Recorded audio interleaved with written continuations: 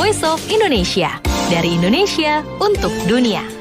Voice of Indonesia dari Indonesia untuk dunia. Pendengar, berjumpa kembali dalam Ranah Diplomasi. Untuk Ranah Diplomasi kali ini spesial banget karena sudah hadir di studio Duta Besar RI untuk Meksiko, Bapak Cepi Tewartono. Selamat datang di Voice of Indonesia, Pak Cepi. Selamat siang, Mbak Seka. Terima kasih atas undangannya. Terima kasih atas kehadirannya. Karena pendengar kalau suka nonton Voice of Indonesia, berapa kali memang Pak Cepi ini menjadi narasumber kita. Tapi biasanya karena jauh pakai Zoom. Kali ini nggak perlu bergadang-bergadang ya, Pak? Nggak perlu.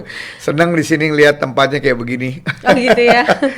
Iya. Nah iya memangnya biasa kalau pakai Zoom kan nggak kelihatan. Apalagi jarak waktunya tuh 13 jam 13 ya, Pak? jam ya. Jadi kalau diminta pagi itu saya pagi di sini, saya malam, Mbak. Iya kan? Di sana malam. Tapi kalau malam di sini saya tuh subuh udah bangun. Ya kan, tapi demi Voice of Indonesia rela bergadang-bergadang gitu ya, pagi banget atau malam banget gitu ya Pak Cepi ya, tapi tetap hadir untuk pendengar Voice of Indonesia. Nah Pak Cepi, sebelum kita ngobrolin lebih lanjut mengenai Trade Expo, karena Pak Cepi ini datang ke Indonesia salah satunya karena Trade Expo ya. Betul. Kalau untuk masyarakat Meksiko sendiri mendengar kata Indonesia, itu seperti apa sih mereka mengenal Indonesia juga? Gini ya, kita tuh pernah kehilangan kehilangan kesan ya orang Meksiko terhadap Indonesia itu cukup lama. Kalau bicara Indonesia dengan Meksiko sebenarnya hubungannya itu sudah terjadi sejak lama, sudah 70 tahun. Di era Bung Karno itulah sebenarnya hubungan kita dengan Meksiko itu luar biasa baiknya. Tapi kemudian masuk di era tahun 70-an hingga 80-an atau awal 2000-an itu tanda kutip saya mengatakan kurang banyak dikenal. Ya baru di era 2000-an 10 ke atas ya agak lebih dikenal Indonesia di Meksiko gitu. Tapi sebaliknya Meksiko itu lebih banyak dikenal di Indonesia kan dulu di era 90-an dengan telenovelanya gitu. Hari ini memang tidak mudah bagi saya ketika saya datang gitu ya untuk memperkenalkan Indonesia. Ya sekarang ini saya ini bukan dubes gitu, saya selalu mengatakan saya ini sales. Karena presiden ketika melantik saya, KPI kami itu selalu dihitung dari diplomasi ekonominya, Mbak Sekar. Jadi berapa sih trade-nya sekarang, berapa sih nanti selesai, berapa sih peningkatannya gitu. Nah itu ukurannya sekarang. Angka pokoknya gitu ya. Betul. Nah sekarang fokus saya ada di sana. Fokusnya ada di trade ya, di ekonomi ya, diplomasi ekonominya. Walaupun terlepas dari itu dari hubungan sejarah, budaya, kemudian people to people contact juga tentunya juga sangat penting ya. Tapi kalau berbicara tentang Indonesia di sana, nggak ini kan Pak, nggak sampai kayak Indonesia itu di Bali ya, nggak gitu kan ya Pak ya, nggak sampai segitunya ya. Ada. Saya harus jujur ya bilang gitu loh. Ada bahwa memang Bali lebih terkenal daripada Indonesia, itu yang pertama. Yang kedua ya kesejarahan saja, kesejarahan Indonesia ini dengan Meksiko yang lama itu juga kemudian kita ingatkan lagi kepada masyarakat Meksiko, dan alhamdulillah kita punya patung Bung Karno di sana, diizinkan untuk dibangun, ditaruh di jalan besar ya dari bandara menuju Mexico City itu. Jadi kalau lewat situ trafficnya cukup tinggi, ada patung Bung Karno dengan taman yang cukup baik di sana. Yang kita tempatkan dan diizinkan. Jadi datang saya tuh waktu itu diminta sama Bu Puan Menko PMK, Pas ini harus dipasang katanya. Udah ada tapi waktu itu tidak sempat terpasang, dan kemudian dipasang di era saya. Itu dari sisi kebudayaan ya, kita coba membangun engagement lagi. Yang kedua juga soal ini sekolah. Di sana itu ada Colegio de Indonesia gitu, sekolah dengan nama Indonesia tetapi isinya orang Meksiko semua. Itu ada. Dulu di sini juga ada sekolah Meksiko kan, tapi sekarang sudah jadi SD negeri nih saya ingat. Jadi di Hang Lekir itu dulu ada sekolah Meksiko namanya. Nah, itu yang digagas oleh Bung Karno, Baskar. Jadi sayang yang kayak gitu ya. Iya. Saya juga baru tahu nih. Udah jadi sekolah negeri ternyata ya. Iya, jadi sekolah negeri hari ini.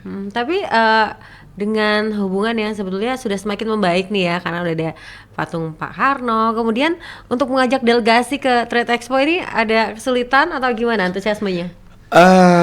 Ya memang nggak mudah ya mengajak mereka karena kan jauh ya. Pertama itu jauh, jadi itu terbang aja itu kita kurang lebih hampir 24-25 jam, belum termasuk transit tuh. Aduh. Jadi kalau saya berangkat tanggal 9 sampai sini 2 hari kemudian Mbak, nyampe tanggal ya. Belum lagi transitnya kalau lama gitu ya Pak. Betul, transitnya bisa 10 sampai 12 jam gitu. Ternyata lebih. Nah, itu kondisinya. Kemudian kondisi kedua yang agak menyulitkan kan memang Meksiko ini Indonesia ini bukan negara prioritas gitu di Meksiko. Kalau bicara Asia yang dilihat oleh Meksiko itu China, ya China, Jepang, sama South Korea. Itu yang lebih dikenal di sana gitu. Tetapi sekali lagi ya 4 tahun terakhir ini saya begitu masif. Saya bilang tadi, saya katakan saya tidak lagi sebagai dubes, saya sebagai sales, saya kemana-mana keliling gitu ya, ke negara-negara bagian gitu. Kadang-kadang juga at my cost gitu ya, nggak harus pakai anggaran negara gitu untuk melihat momentum. Jadi kalau ketika ada undangan ini, ada undangan itu, saya coba berusaha untuk membundling dengan seluruh aktivitas gitu. Jadi tidak hanya kebudayaan, tapi juga saya masukkan, selipkan ekonominya, selipkan juga WNI-nya, itu perlindungan WNI dan seterusnya. Nah, itu yang coba saya bundling gitu. Jadi kalau saya pergi itu saya tidak mungkin datang untuk satu isu. Nah, jadi supaya Indonesia lebih dikenal, jadi audiensnya juga lebih banyak kayak gitu.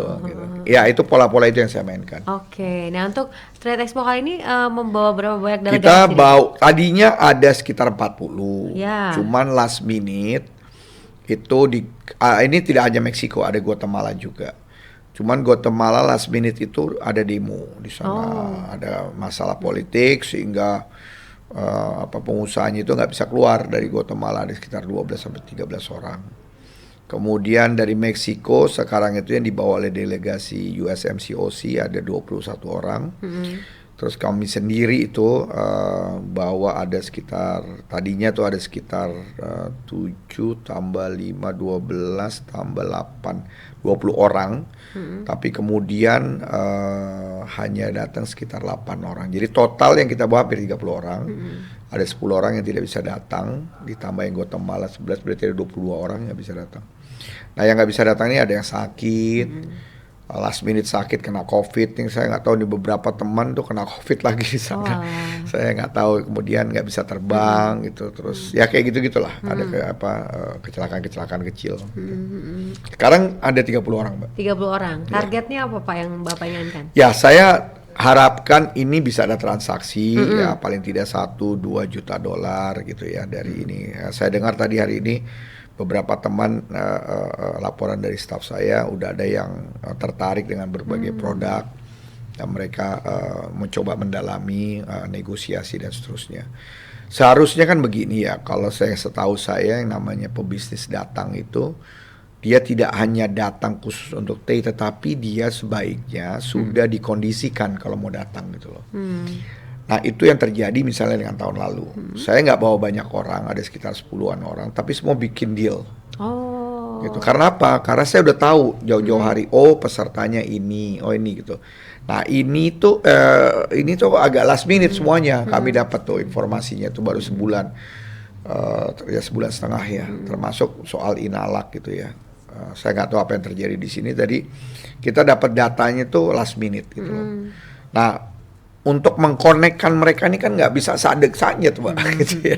Jadi mereka perlu negosiasi, ngobrol dan seterusnya. Nah, ini yang agak kesulitan. Makanya kadang-kadang saya bilang sama teman-teman di Jakarta itu ketika mau mengorganisasi sesuatu kalau bisa jauh-jauh hari kalau mau ngundang mereka datang. Pertama adalah soal tiket. Tiket itu kan nggak bisa booking cepat apa mendadak ya. Kalau booking mendadak itu harganya udah berapa gitu. Nah kebetulan kayak USMCOC ini, delegasi USMCOC ini itu ada 21 orang yang sudah booking tiket dari 4-5 bulan yang lalu. Jadi relatively tiketnya murah gitu loh, lebih murah. Nah kalau yang dibuat di 1 bulan 2 minggu itu kan tiketnya jadi harganya nggak karu-karuan. Nah ini yang menurut saya harus dipertimbangkan dengan teman-teman di Jakarta. Gitu. Oke, baik. Dan untuk peluang-peluangnya sih peningkatan misalkan untuk target Bapak 1 atau 2 juta itu ya, itu bisa lah ya walaupun dengan ya mudah-mudahan bisa ya ada yang ya ada transaksi ada yang saya lihat sangat berpotensi untuk menjadi transaksi untuk produk-produk yang kita lihat terutama di furniture, home decor ya itu kan value-nya juga cukup besar gitu ya. Kemudian kalau produk food and beverages nih memang agak mudah-mudah gampang karena banyak produk Indonesia ini yang belum terkomunikasi dengan baik gitu ya. Kalau produk Indonesia ini kan enak-enak ya di mulut kita, tapi kan belum tentu di sana enak, maka perlu dicoba dan seterusnya. Itu menurut saya juga potensi ke depannya tekstil ya. Tekstil yang saya dengar tuh kemarin juga mereka sangat antusias, benang juga, kemudian karet, tire, gitu. Oke. Tapi Pak, kalau untuk yang selama ini sudah ada atau sudah sangat dikenal di sana? Sekarang itu kita ekspor CPO. Kendaraan, kemudian turunannya spare part. Kemudian kita furniture, home decor, tadi saya bilang food and beverage start gitu loh. Terus kemudian apalagi ya yang sekarang kita dorong lagi itu mainan anak-anak kayak gitu. Kemudian apa itu namanya yang berkaitan dengan elektronik gitu ya. Nah kayak gitu juga kita dorong. Yang produk Indonesia mulai inilah CPO kita dorong lebih besar lagi gitu. Ya kayak gitu yang kalau untuk mie makanan kebanggaannya Indonesia nih. Mie ini ya mie ini udah start ya? Sudah mulai kita dorong gitu ya. Ada beberapa company yang sudah tertarik dan kita sekarang sedang support mereka gitu. Itu juga sudah mulai. Ya cuman tadi saya katakan bahwa taste-nya gitu ya. Sana tuh kan lebih senang agak kecut-kecut gitu rasanya gitu. Tapi bagus, ini udah sudah respons lah, sudah cukup responsif. Nah biasanya kami kemas gitu loh. Kayak ini kan kemarin ada saya ketemu di sini pengusaha bilang, Pak bisa nggak kita jualan rendang misalnya di sana. Saya bilang bisa, tapi kita coba combine gitu dengan tacos misalnya. Kayak gitu-gitu Mbak. Nah itu yang saya sedang inovasikan. Jadi kemarin kita bikin acara tacos isinya rendang dalamnya gitu. Terus gimana Pak? Responsnya bagus. Enak ya katanya. ada masyarakat yang kok ada ya kayak begini ya rasanya gitu. Ya itu karena kita harus masuk lewat pintu kesenangannya dia. Jauh banget gitu ya untuk dari gap rasa dan cita rasa Indonesia dan Meksiko ternyata. Tapi kita lihat berdasarkan data memang ada peningkatan tren perdagangan kedua negara nih Pak ya. Ini padahal lagi pandemi juga nih. Atas menjadi sales marketing dari door to door itu ya Pak. Ya lumayan, kita peningkatannya 33%, 35% rata-rata per tahun. Dan ya itu tadi saya bilang ya saya door to door, saya datang ke asosiasi, saya temuin orang per orang dan sekarang responsnya luar biasa. Mereka sudah mau datang ke Indonesia, mau lihat produknya. Ini yang kita coba dorong dan mudah-mudahan akhir tahun ini tembus di angka $3 miliar. Amin. Ya. Kalau untuk tantangannya memang apa Pak untuk? Ya tantangannya pertama adalah menurut saya jauh itu yang persepsi itu jarak itu. Kedua, tantangan yang kedua tuh adalah bahasa. Karena pengusaha Meksiko itu umumnya sulit berbahasa Inggris. Tantangan yang ketiga ya karena ketidaktahuan mereka tentang Indonesia. Itu yang menurut saya tantangan yang sangat besar. Nah ini harus agak masif ya. Itu yang saya lihat cara bagaimana kemudian China masuk Meksiko 10 tahun yang lalu. Dia itu setiap tahun itu bikin expo tunggal, single expo dengan single country China gitu ya. Dia bawa pengusaha banyak banget. Itu sejak 2013, 2014 itu sukses. Sukses Nah, ya? sekarang jalan sendiri udah people to people. Oh oke.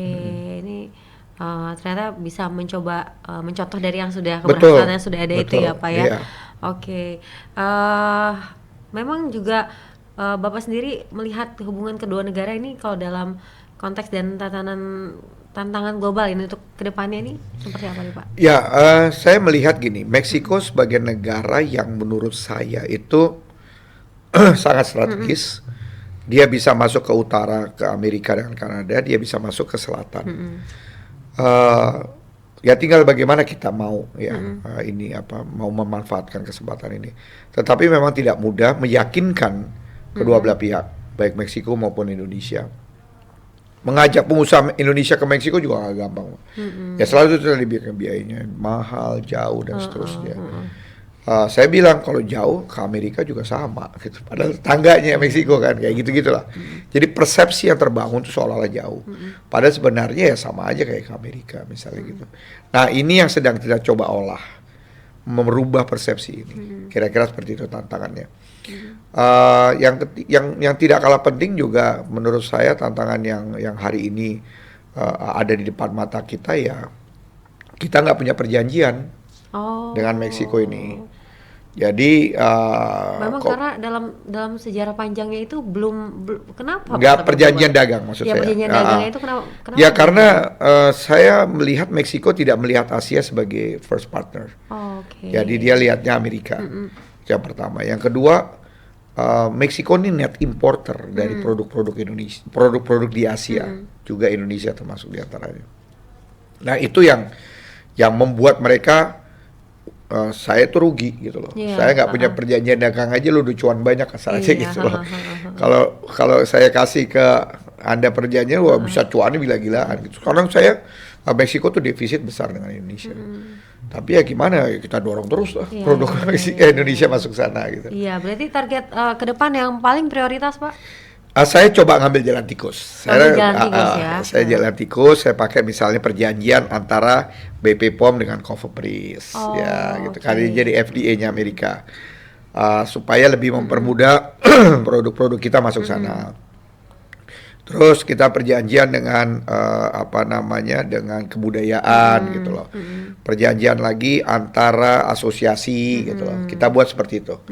Jadi supaya mereka lebih ngerasa enhance, lebih rasa dekat satu sama lain gitu. Itu yang kita dorong sekarang. Yang paling penting tuh dekat dulu ya, tak kenal tak sayang gitu betul, ya. Betul. Karena diaspora Indonesia juga nggak banyak kali ya. Nggak banyak. Kita cuma punya total itu yang ikut terdaftar pemilu 264. Ya. Baiklah kalau begitu, memang bisa dimengerti ya. Kenapa? Memang jumlahnya memang sangat sedikit. Betul. Tapi meskipun demikian Pak, ini mungkin ada pendengar kita yang UMKM yang punya bisnis, pingin juga mencoba pasar yang non tradisional ini, masih banyak peluang dan kesempatan ya. Oh ya, Pak sangat kita support. Kita support pengusaha-pengusaha UMKM kita untuk masuk pasar Meksiko dan alhamdulillah sudah beberapa yang mulai start masuk gitu ya ke pasar Meksiko. Tapi kembali lagi selalu saya ingatkan kepada teman-teman di UMKM itu ada dua hal yang harus diperhatikan. Pertama adalah continuity-nya. Kedua kualitasnya.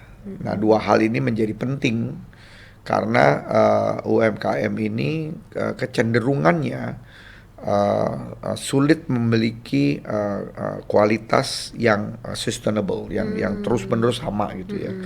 Kalaupun sama nanti kuantitinya. Iya. Nah ini yang jadi persoalan gitu. Jadi kuantitinya bisa sekarang 10, nanti tiba-tiba cuma 5 atau bulan depan gitu. Nah kayak gitu.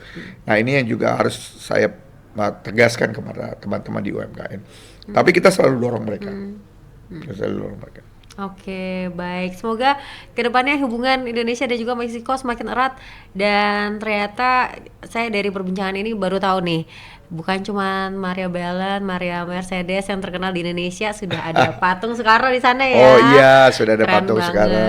Ini hasil upaya dari sales duta besar kita, dan semoga semakin sukses ke depannya Pak. Baik, Cepi. terima kasih Mas Sekar, terima kasih. Baik, pendengar, demikian Ranah Diplomasi, berjumpa kembali dalam Ranah Diplomasi selanjutnya. Voice of Indonesia, dari Indonesia untuk dunia.